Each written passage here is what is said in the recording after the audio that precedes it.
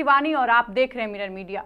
खबर अब तक में आपका स्वागत है। चलिए रुक करते हैं सुर्खियों की ओर।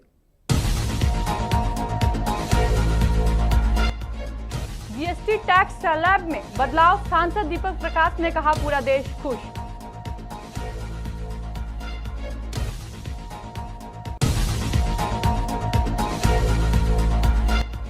धनबाद में हिंदी साहित्य परिषद का 46वां स्थापना दिवस, संगीतमय रामकथा बनेगी आकर्षण।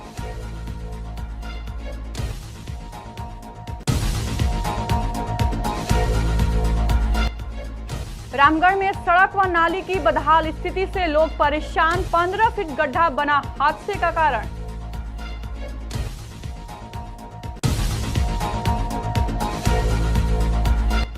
झारखंड में खिले काशी के फूल, प्राकृतिक और सांस्कृतिक का अद्भुत संगम।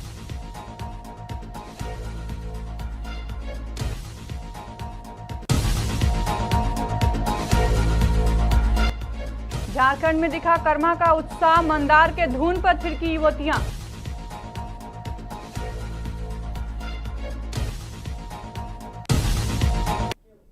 और अब खबरें विस्तार से। जीएसटी टैक्स स्लैब में हुए बदलाव को लेकर बीजेपी के राज्यसभा सांसद दीपक प्रकाश ने सरकार के इस फैसले का स्वागत किया है। उन्होंने कहा है कि पूरा देश इस निर्णय पर खुशी मना रहा है। सांसद दीपक प्रकाश के अनुसार यह बदलाव न सिर्फ केवल आम जनता के लिए राहत भरा रहा, बल्कि यह देश की अर्थव्यवस्था को भी नई गति देगा। उन्होंने इस फैसले को जनहित में लिया गया एक महत्वपूर्ण कदम बताया है। पूरी तरह से पूरे एक देश एक tax, one nation one tax के आधार पर चलने वाला जीएसटी। और जीएसटी जब कम हुआ तो आम गरीब, मध्यम वर्ग और सभी वर्गों को राहत मिला है, चाहे वो खाद्य पदार्थ हो और खास करके हेल्थ सेक्टर जिसको कहते हैं, उस सेक्टर में तो रेवोल्यूशन करने का काम किया। अब भारत समर्थ भारत है, गरीबों की चिंता करने वाला भारत है, आत्मनिर्भर भारत है। यही मोदी जी के नेतृत्व में 25 करोड़ लोग गरीबी रेखा से बाहर हुए। और जीएसटी का जो क्रांतिकारी निर्णय प्रधानमंत्री जी के नेतृत्व में हुआ है, पूरा देश आज खुशी मना रहा है, त्योहार मना रहा है, उत्सव मना रहा है और अपोजिशन के कलेजे पर सांप लौट रहा है, सांप लौट। हिंदी साहित्य विकास परिषद ट्रस्ट अपने 46वां स्थापना दिवस पर आगामी 7 सितंबर को न्यू टाउन हॉल में एक भव्य समारोह का आयोजन करेगा। समारोह में हिंदी भाषा और साहित्य को समर्पित सेवियों के साथ साथ समाज सेवा के क्षेत्र में योगदान देने वाले समाज सेवियों को भी सम्मानित किया जाएगा। आयोजकों के अनुसार यह आयोजन साहित्य, समाज और संस्कृति के संगम का प्रतीक बनेगा। कार्यक्रम का मुख्य आकर्षण एक दिवसीय संगीत में राम कथा पुरुषोत्तम रहेगा। भगवान श्री राम के आदर्श जीवन और मर्यादाओं का संगीतमय वर्णन दर्शकों को भक्ति, आस्था और संस्कारों से ओतप्रोत करेगा।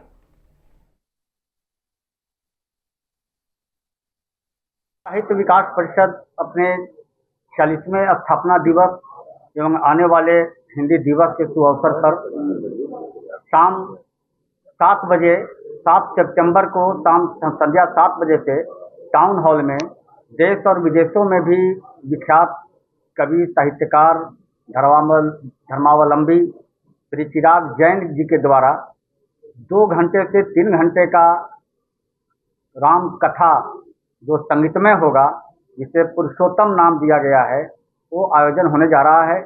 और हम समझते हैं कि ये अलौकिक क्षण होगा कोयलांचल के लिए, यहाँ के लिए एक अद्भुत क्षण होगा।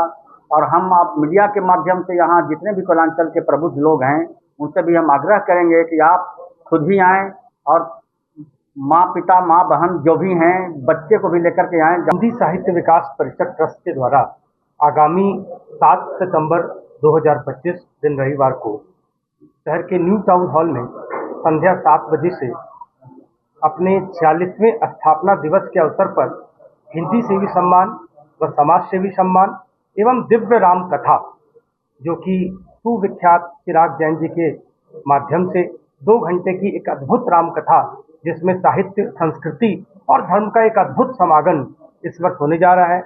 इस वर्ष दिलीप चंचल सेवा सम्मान से शहर के 5 समाजसेवियों को हिंदी साहित्य विकास परिषद सम्मानित करने जा रही है।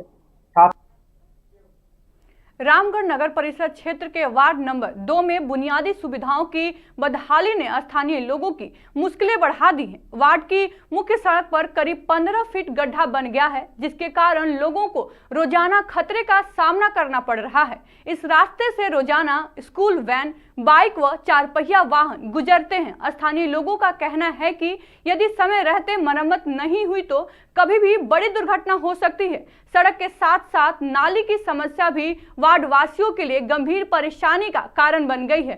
टूटी फूटी नालियों के कारण गंदगी और जल जमाव की स्थिति हमेशा बनी रहती है, जिससे संक्रामक बीमारियों का खतरा मंडरा रहा है। क्या है आप लोग का?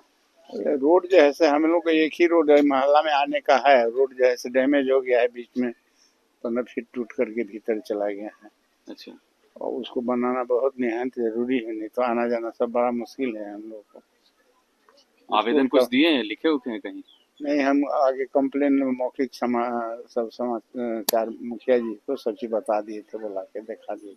वार्ड नंबर 2 के निवासी है। क्या समस्या है आपका? समस्या है सर, ये देखिएगा पूरा ये रोड जर्जर हो चुका है, नीचे से मट्टी निकल चुका है। हाँ। अभी से 10 दिन पूर्व एक टेलर बालू लिए टप रहा था, टेलर सहित नीचे गुड़क गया, जिसमें चालक और उपचालक दोनों घायल हो गए थे। अच्छा। फिर उनको किसी तरह हम लोग क्रेन निकलवा के उनको सदर अस्पताल भेजे इलाज के लिए। हाँ। और फिर बाद में वो अपना जो गाड़ी का मालिक था वो अपना टेलर निकाल के ले गया। अब ये रोड जो है 4 व्हीलर के लिए पूरी तरह से ब्लॉक कर गया है। हाँ। दिन में तो हम लोग किसी तरह संभाल लेते हैं, अगर रात में इन केस कोई बड़ा गाड़ी आ गया और उसकी नजर नहीं पड़ी हाँ। तो फिर वो दुर्घटनाग्रस्त हो जाएगी। झारखंड की धरती इन दिनों काशी के फूलों की चांदी जैसी सफेदी से ढकी हुई है। ये फूल शरद ऋतु के आने का सबसे सुंदर संकेत देते हैं। जंगल, पहाड़ और सड़क किनारे जब ये फूल लहराते हैं तो पूरा नजारा मोतियों की चादर ओढ़े हुए प्रतीत होता है। पर्यावरणविद मुरारी सिंह के अनुसार काशी का यह फूल सिर्फ प्राकृतिक सौंदर्य का प्रतीक नहीं, बल्कि यह ऋतु परिवर्तन का दूत भी है। इसका खिलना अगस्त के अंतिम सप्ताह से शुरू होता है और यह नवरात्र और त्योहारों के आगमन का संदेश भी देता है। धार्मिक और आयुर्वेदिक दोनों दृष्टियों से इसका महत्व है। इसके डंठल से झाड़ू बनाई जाती है, वहीं इसकी पत्तियों और जड़ों का उपयोग आयुर्वेदिक दवाओं में होता है।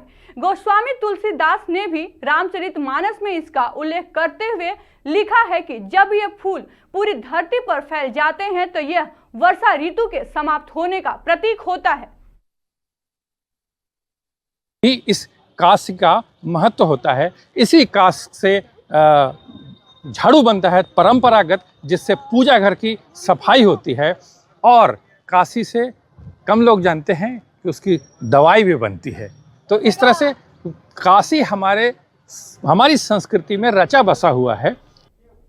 और अब खलारी और आसपास के गांव इलाकों में कर्मा पर्व बड़े उत्साह और पारंपरिक रीति रिवाज के साथ मनाया गया।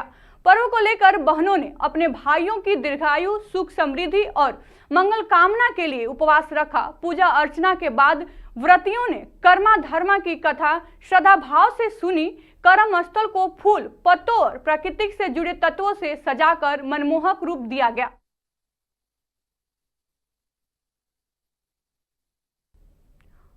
और खबर अब तक में आज के लिए बस इतना ही। देखते रहिए मिरर मीडिया।